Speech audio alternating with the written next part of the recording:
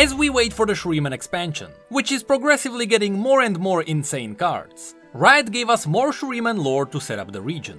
Specifically, we got a new story about Renekton, which not only was released to celebrate the fact that Renekton is becoming a champion in Legends of Runeterra, but also this story is going to dive into the fact that just like the Darkin of old, Renekton himself has his own worshipping following. Also, it may just explain why Renekton is called the Butcher of the Sands. So, without further ado, let's have a look at the newest story called With Teeth. The story begins in the ruins of a city known as Vekura. In the past, this city was known as the birthplace of Azir's mother, but now it was a ruin. The survivors who witnessed what happened to the city described ancient gods, whose anger burned it to ash and glass. Interestingly enough, from the old Bloodline story, which is still perfectly canon, we learned that it was Zerath who destroyed the city. Regardless, this story then introduced a new character, one of the Sand Threshers, Ra's Bloodmane, who also appears in Legends of Runeterra. Him and the entire Reaver band rode on giant Soren lizards, and they terrorized the roads of the Sai Kalik for coin, and they hunted the Shakal marauders of the Volley of Song for amusement. But since the temperatures in the south rapidly dropped, Sai Surtha, their prey stalker, which is really just a fancy name for a leader, led the warband north to the warmer lands. And that's how they ended up in Vekura. Also, the story sneakily mentioned that Sai Surtha is a Vastaya. Anyway, around these lands, they raided caravans full of merchants and priests, who apparently believed that the Emperor returned to reclaim his lost empire, while obviously it was just an earthquake which revealed some ruined city. That's what the Sand Threshers believed. As the Sand Threshers made camp in the ruins of Vekura, they felt as if they could hear the screams of the dying on the cold wind. Raz didn't believe the stories about the raging gods, but he still knew something must have happened here, something bad. That night around the campfire, Raz talked to another member of the band, Anukta, a heavily armored woman with a crimson mohawk. The two talked about symbolism, how Raz thought that humans were like sparks of fire. They grew bright until they vanished into nothingness. Anukta laughed at him because it sounded foolish, but once she realized she went a bit too far, she immediately bowed on one knee. After all, Ra's Bloodmane was Sai Surtha's second in command, and so he was in full right to throw her to the lizards. Or worse, to Makara, the biggest lizard which Sai Surtha rode on. The beast was so massive it could swallow an entire horse, but more importantly, it had 3 heads. Fortunately for Anukta, the band was hunting the next day, and according to their customs, the night before a hunt, only road meat died. So Anukta turned to the few captives which the Sand Threshers captured in the north. These men and women apparently traveled to the south to see the Emperor. Originally the band captured 9 people. 4 of them were already eaten by the lizards, but the remaining 5 were all skinny, except for one man, who had obviously never known hunger. Raz chose him to be the next meal for the beasts.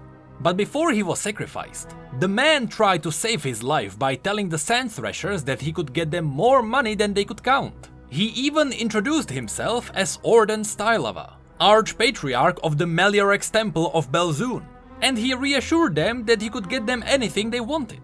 Unfortunately, Raz recognized the man as a priest, and priests were servants to the gods who people admire. But somehow, to Raz, Orden Stylava didn't look like a man to admire. Their conversation was interrupted when one of the remaining skinny captives shouted, "Kill him, and make it slow." Raz shrugged and pointed out that his companions didn't like him either. The skinny woman then continued that he was a fat pig, who took their money and said he would lead them south to Azir. He feasted while they went hungry. When they begged for food, his guards beat them. Another day and he would have left them to starve to death in the desert. Raz then knelt by the woman and asked, who was she? She introduced herself as Dahlia. Her hands were rough from the constant holding of swords. So Raz wondered if she was a caravan guard, a tomb robber or a mercenary. And Dahlia confirmed, in her time, she was all 3.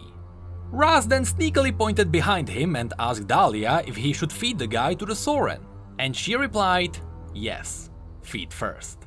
Raz laughed and with a knife, which he carved from the splintered tooth of his Soren called Kesu, he cut the rope which bound Dahlia's hands. Then he dragged Orden Stylava away. He dragged him to their leader, Sai-Surtha, who was sitting on a throne of blocks turned to glass by some unimaginable heat. Raz presented the man as fresh meat, a soul rich with deceit and ripe with arrogance. Sai-Surtha replied that was Makara's favorite. And since Makara was an apex predator, all other beasts had to wait until its hunger was sated.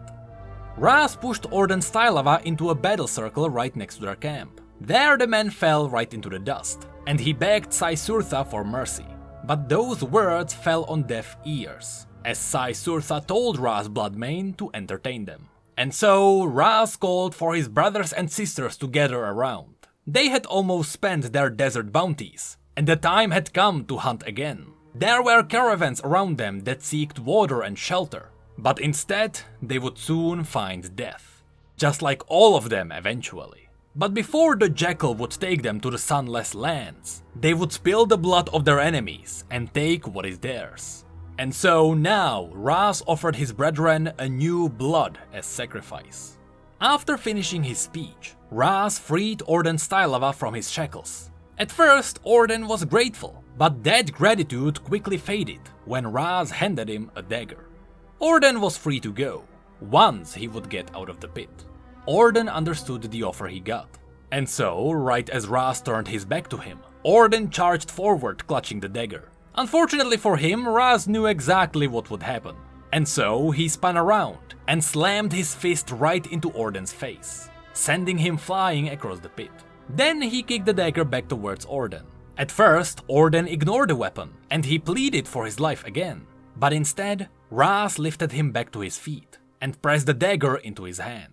Then he whispered to him that these were his last moments in this world. The gods were watching, and he probably didn't want to meet them weeping and soiled. These words ignited hatred in Orden's eyes, and finally, he started fighting. For a while, Raz easily dodged and blocked the clumsy attacks. But then, he paused after he saw something in the distance. It moved like a man, but it was far bigger than anything human. Then, something arced through the air and landed beside their campfire. It was the man tasked with watching the gates, Uxem Heartsplitter, or rather, half of him. He had been bitten in two, and impossibly, his eyes blinked and his fingers clawed for the sand, as if he hadn't accepted death. Raz took a step toward Uxem, but then he cried out in pain. While distracted, Orden leapt at the opportunity, and he stabbed Raz in his side. Thankfully, Orden's strike was weak, and instead of penetrating his organs, it only sliced Raz's skin. Then Orden climbed out of the circle, and he shouted that he was free. That was the deal after all. But Raz didn't have time for such foolishness. And so he ordered Kesu to swallow him whole. Then he turned back towards the giant form in the shadows of the night. It was hunched, yet half a head taller than Sai-Surtha. It wore dust-caked armor of dull gold and rusted bronze.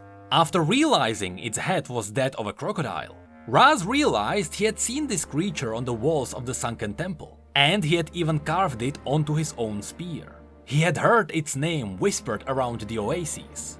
The eyeless Makru, the wandering true speakers, who were set to talk with the spirits of the ancients, told cautionary tales of this god's exploits to warn against unchecked aggression. It was the herald of Azir, Renekton. The god asked with its deep voice, "Where is he?" Then Renekton slowly stalked around, seemingly ignoring the tiny warriors, until finally he noticed them when Sai-Surtha stepped down from the throne. Sai-Surtha introduced himself as the prey stalker of the sand threshers, and he told Renekton that he was trespassing through his city. At least, that night it was his city. Renekton blinked, as if he only now saw the ruins around him. Then he explained that if this was their city, surely they knew where he was. He then continued, "Rulers must know all, see all the whispering liars, honeyed words and falsehoods. I heard them. No one listened. No one ever listens to Renekton. At this point, Renekton and Sai Surtha stood in the pit, while the rest of the warriors knelt around. Renekton's words didn't make much sense, so Sai Surtha asked him who he was looking for, and Renekton answered, the betrayer, his faithless brother. Sai Surtha asked if he was talking about the jackal, Nasus.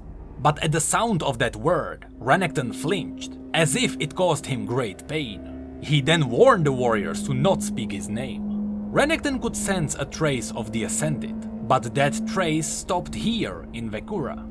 He sensed his brother fought here with the one who whispered in the darkness, so he still had to be around. Of course, as a side note, again, this battle of Nasus and Zerath was described in the Bloodline story.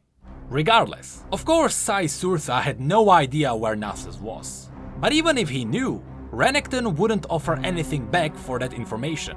And so he drew his blade and shield and prepared for a fight. Renekton laughed in melancholy. He was ascended, a god to their kind. But Sai Surtha replied, he always wanted to kill a god. He even revealed that he took the blade from a tomb in the Endless Plain, and he praised his crimson armor from the skeleton of an ancient warrior. He would kill Renekton with the craft of his own kind. Moments later, without a word, Renekton leapt forward.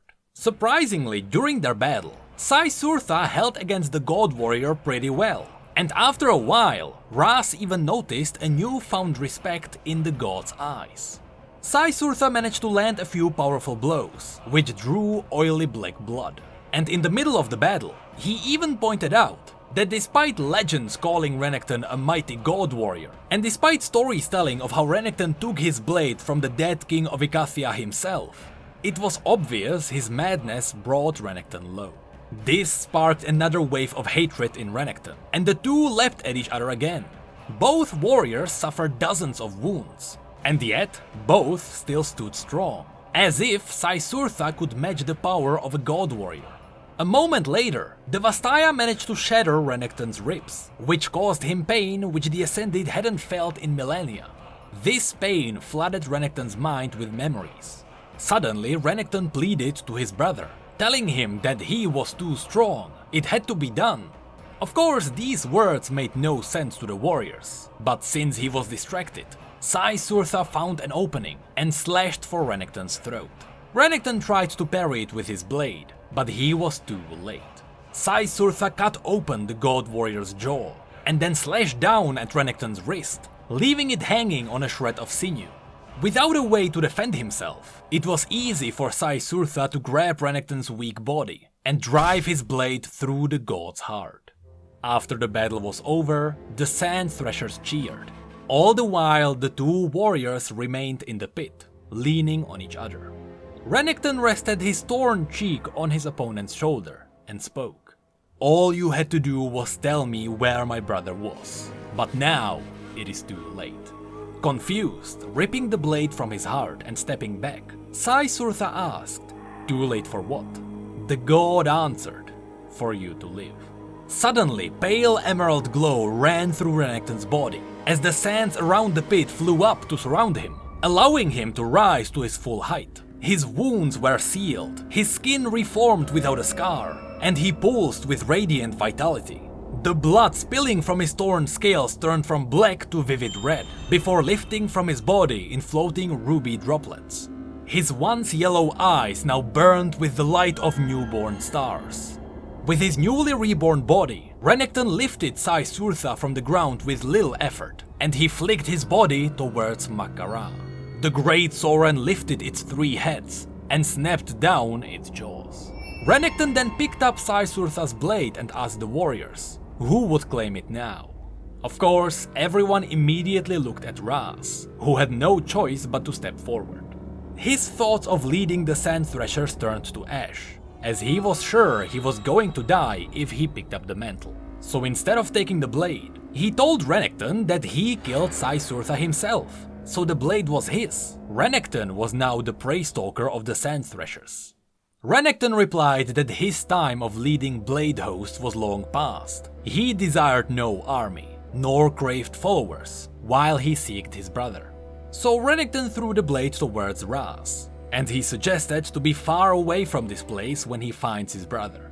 But before he left, Renekton asked Raz if Sai Surtha actually knew anything about his brother, or if he died for nothing. Raz replied he did not know what he knew, and just like Sai Surtha, believing he was going to die, he too lifted the blade to challenge Renekton. At this point, Renekton was amused, because even though Raz thought that Renekton was going to kill them all one by one that night, instead, Renekton just threw the blade to Raz as a symbol of his ascension to the Prey Stalker. Raz then lowered the blade as the warriors gathered behind him. There was no sign of greater favor than the words of the god in front of them. And so, as the leader of the Sand Threshers, Raz called out to Renekton, or rather, Lord Renekton as he called him. Raz explained that on their journey south, the man who enslaved them spoke of an order of scribes who sought a sunken library. It was said to be hidden in the cliffs beyond Zairama. He didn't know if there was any truth to this, but if the tales of Renekton's learned brother were true, then perhaps he too might seek out such a place. Renekton sighed, replying that knowledge was ever his passion. Once they almost shed blood over his thirst to destroy a great library of an enemy city. Of course, by this he is referencing the great library of Nashrame. Then, without a further word, Renekton disappeared into the shadows of the night. After a few moments of silence, Raz turned to the skinny Dahlia and asked her if she wants to live. Of course, she answered yes. And so Raz told her that if Kesu, his former mount, allows her to ride it, she would be one of them. Anukta then asked who was Raz going to ride, but Raz was already walking towards Makara, who was watching him with hostile eyes. Raz just rolled his shoulders. They could do it the easy way or the hard way. And that is how the Sand Threshers became devoted to Renekton, despite the fact that Renekton doesn't even care about having his own followers. Unfortunately, this story didn't reveal anything new about the lost seal of the Emperors, even though it is obvious that this story happened right before the cinematic, since here Renekton learned that Nasus would be in the sunken library to the south, and that's where he ended up in the cinematic. But it did point out some other cool facts. For example, what happened at the end of the battle pretty much mimicked how the Darkin shaped their bodies. The blood magic originally came from the Ascended who were turned into the Darkin. And using the blood magic, the Darkin twisted their own bodies into walking armors. I wonder if this is somehow related to what we saw here with Renekton. Renekton was pretty much cut to pieces, but using some kind of Shuriman ancient magic, his body was rebuilt. I wonder if some kind of corrupted version of this magic is the source of the Darkin. Regardless, besides this, at least we got some pretty awesome story to set up the cards to come. We already knew that Renekton got some of his followers. We speculated that's who we saw in the cinematic, but now it was confirmed. This also means that we already know what Makara looks like.